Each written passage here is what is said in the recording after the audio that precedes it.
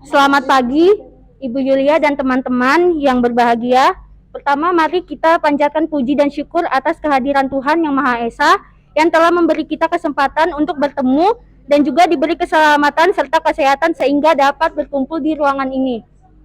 Saya Maria Anastasia selaku moderator akan membimbing jalannya acara pada pagi hari ini, yang mana pada acara pagi hari ini akan dibahas mengenai dampak positif dan negatif media sosial di SMK Negeri 12.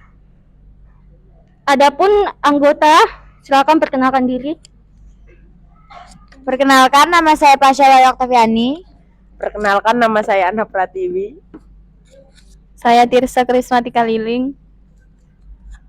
Saya Siti Juwaria. Saya Dinda Artianti. Perkenalkan, saya Maulina Kacayani.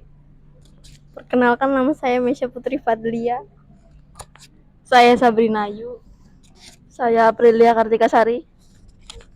Perkenalkan, saya Saria.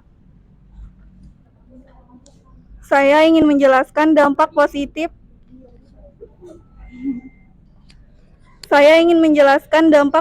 Dari media sosial bagi pelajar.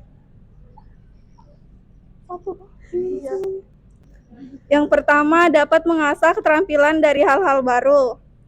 Penggunaan media sosial memberikan banyak manfaat untuk pelajar. Salah satunya dapat mengasah keterampilan dari hal-hal baru yang dilihat dari media sosial.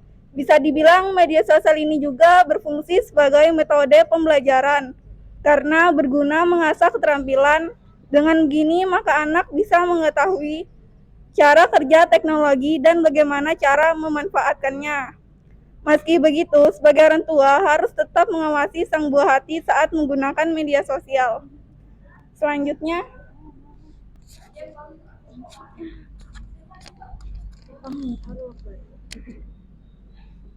Ini apa dampak negatif kah? Iya. Di sini saya ingin menjelaskan tentang dampak negatif media sosial. 1. Depresi dan kecemasan. Dampak negatif media sosial dapat berujung kepada depresi dan kecemasan atau Ini apa? Ini apa bahasa? Ini apa? NXT. kecemasan atau NXT. Menghabiskan waktu terlalu lama di media sosial dapat berdampak buruk pada suasana hati. Faktanya, pengguna media sosial kronis lebih cenderung melaporkan kesehatan mental yang buruk termasuk gejala kecemasan dan depresi.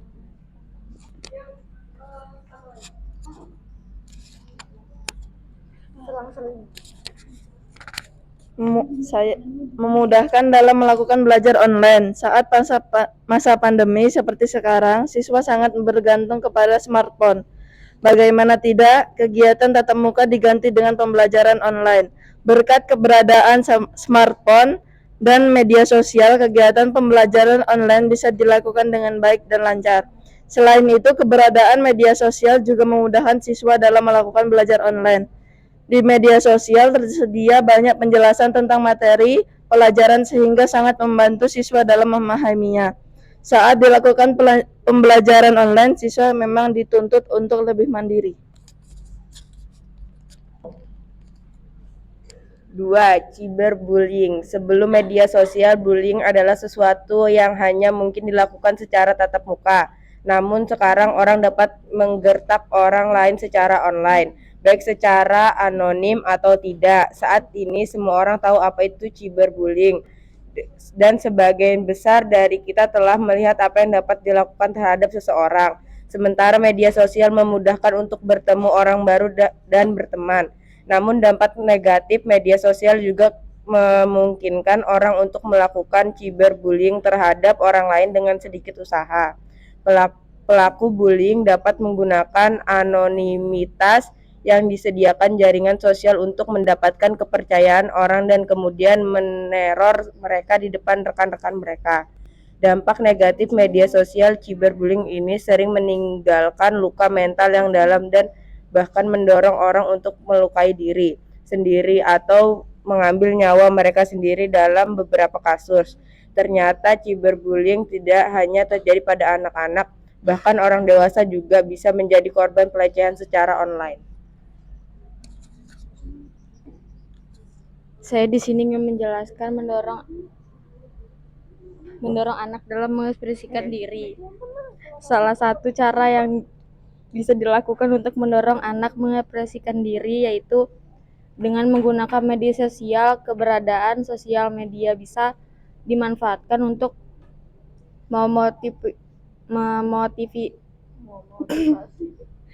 memotivasi pelajar supaya lebih baik lagi dalam berkomunikasi. Orang tua bisa memperlihatkan video sesuai usia anak supaya anak banyak belajar mengenai cara bersikap dengan orang yang lebih tua, lebih muda, dan teman sebaya.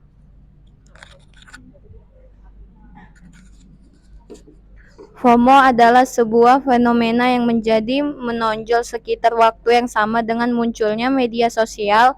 Tidak mengherankan, ini adalah salah satu dampak negatif media sosial yang paling luas di masyarakat.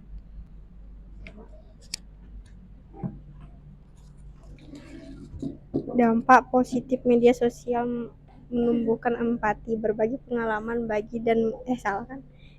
dan buruk di media sosial dapat menumbuhkan empati penggunanya satu sama lain. Misalnya, seorang teman mungkin pernah mengalami cobaan serupa yang sedang kamu alami, sehingga mereka akan dapat membantu kamu melewatinya. Di sisi lain, kamu juga bisa melihat bahwa mereka berhasil melewatinya dan hal tersebut bisa lebih memotivasi kamu untuk bangkit dari masalah dan terus berjuang. Itulah dampak positif media sosial dalam menumbuhkan empati. Pola tidur tidak sehat. Selain meningkatkan insiden kecemasan dan depresi, dampak negatif media sosial lainnya yaitu dapat menyebabkan kurang tidur. Sejumlah penelitian menunjukkan bahwa peningkatan penggunaan media sosial memiliki efek negatif, yaitu kualitas tidur.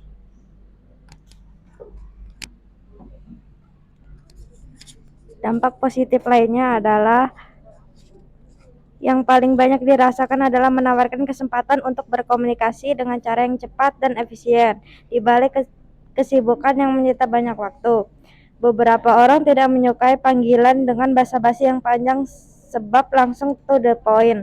Pada keperluan menelpon dianggap tidak sopan.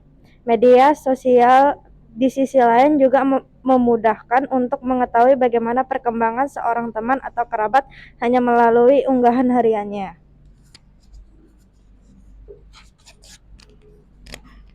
Lima, kecanduan media sosial. Jika kamu merasa kecanduan atau benar-benar tidak bisa lepas dari media sosial, maka kamu perlu waspada, karena itu adalah salah satu dampak negatif media sosial apabila berlebihan penggunanya.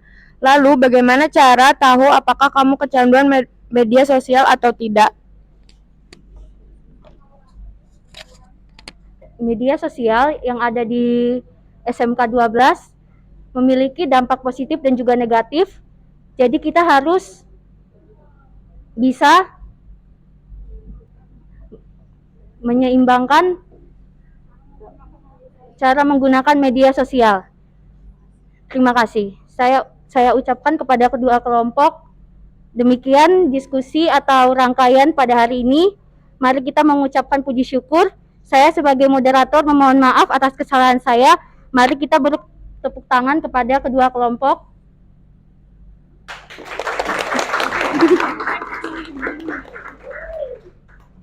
Selamat pagi. Mbok iya sing full senyum sayang, ben aku semangat berjuang. Ojo nuruti gengsimu, jelas-jelas aku